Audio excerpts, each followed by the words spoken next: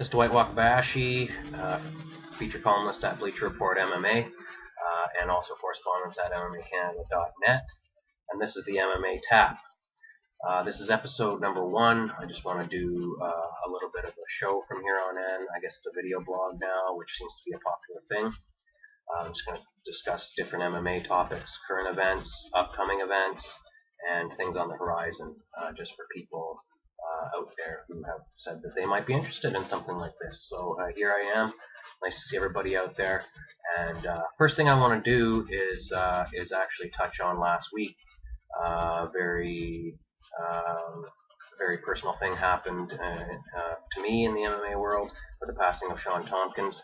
One of the best coaches in Canada for MMA, and really an MMA icon in Vegas, in Canada, in London. A great stable of fighters at Adrenaline Training Center. If you see right here, Adrenaline Training Center, that's his place, always on the heart. I want to dedicate this episode to Sean. There he is right there.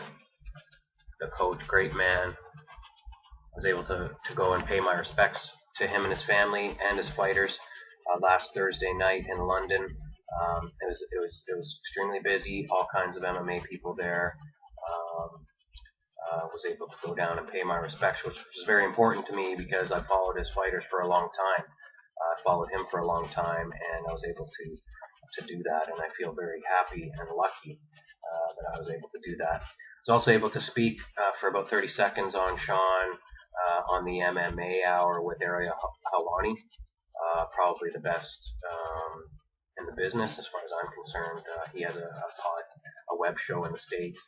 He covers all the events. He's probably one of the best there is in terms of interviews out there.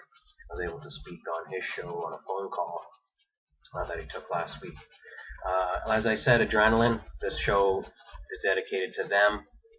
On the back, Chris Ordeski, one of the Adrenaline fighters, training hard for his September fight coming up. Been through some tough times with the loss of a friend and then the loss of his coach. Chris, if you're out there, I hope you're doing okay. Hope you're going to be ready to go in September, and look forward to seeing that. And I just want to give my support to you out there, Chris. So that's that. Next thing I want to do was basically get into some predictions this coming weekend. Everybody's over in Rio right now, Rio de Janeiro, Brazil. Obviously, very tough ticket to get. Wasn't able to get out there. I don't think Bleacher Report is going. Actually, I was talking to Sportsnet as well, and they aren't even going to cover the event because it's such an expensive ticket. But the show has a good main card. There's 12 Brazilians fighting on the card, as the UFC is wont to do. They like to stack locals onto their cards. But I want to give my predictions for the main card, starting off with Louis Kane versus Stanislav Nedkov. This is a 205 fight. Nedkov is 11-0, undefeated.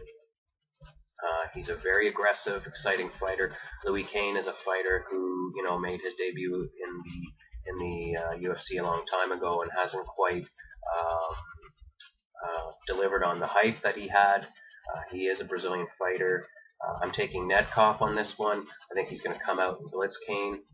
Kane's a very cerebral fighter who can take it down to his pace. Nedkov is a very aggressive fighter. He comes out and likes to go in for the kill, and I think he's going to overwhelm Louis a little bit in this one. So I'm taking Nedkov for the first fight.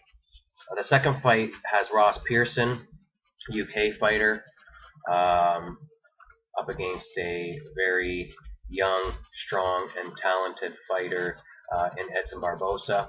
He's an undefeated 155er as well, and he is going to be fighting Pearson, who's from the UK. In this one, Pearson has a very well-rounded game, but I see Barbosa again being a little bit more aggressive, being able to come out. If he comes out and goes for the kill, I see him getting that kill, and I see him taking Pearson out. So I'm picking Barbosa on that one, and I don't think it's going to last too long.